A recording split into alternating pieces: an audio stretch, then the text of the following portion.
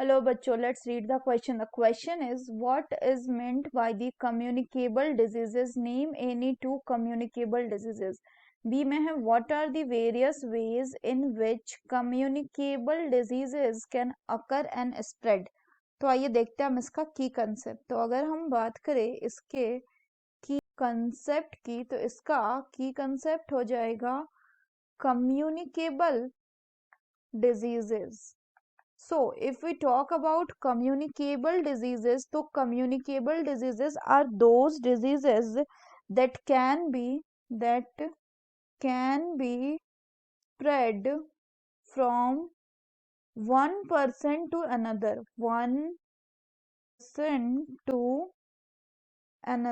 यानी हम बोल सकते हैं कि किसी ये इन्फेक्टेड पर्सन से किसी हेल्दी पर्सन में ये इन्फेक्ट कर सकता है. हेल्दी पर्सन को ये क्या कर सकता है? इन्फेक्ट कर सकता है. ऐसे डिजीज को हम क्या बोलते हैं? कम्युनिकेबल डिजीज कहते हैं. अब अगर हम बात करें तो ये जो स्प्रेड हो सकता है, this spread can be through air, water या फिर फूड या फिजिकल कांटेक्ट से. एग्जाम्पल की बात करें तो ऐसे डिजीजेस में जैसे आपका आ जाएगा बच्चों cholera, common cold, chicken pox etcetera. Chicken pox जो है ये वायरल डिजीज है और ये फैलता है आपका कैसे? Air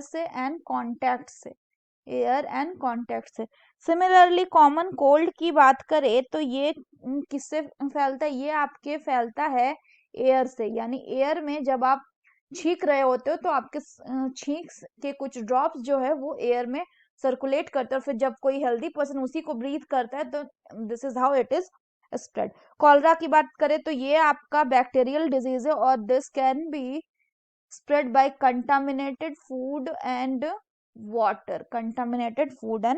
water. इसके अलावा बात करें तो there will be certain insects and animal. कुछ आपके इंसेक्ट्स एंड एनिमल्स होते हैं जो काम करते हैं कैसे? Which act as the carriers, जो कैरियर्स की तरह काम करते हैं. कैरियर्स किसके लिए? कैरियर ऑफ द डिजीज के लिए. इसका मतलब अगर हम बात करें एग्जाम्पल से तो हम देख पाएंगे कि जैसे कि आपका जो ये हाउस फ्लाई होता है, यानी हम मक्खी की बात कर रहे हैं, हाउस फ्लाई ही ऐसे एक कैरियर है. तो हाउस फ्लाई जो है ये गार्बेज पे बैठता है और जब ये गार्बेज पे बैठता है और कहाँ पे? और ये बैठता है आपका एनिमल एक्सक्रीटा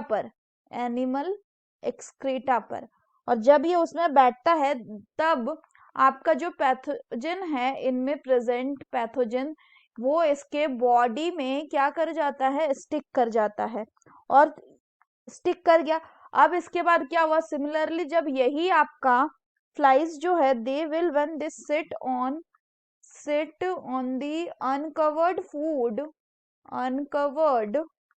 फूड, तब ये क्या कर सकते? Therefore they may transfer the pathogen to the food. और फिर जब हम इस अनकवर्ड फूड को कंज्यूम करेंगे तो वी में फेल सिक.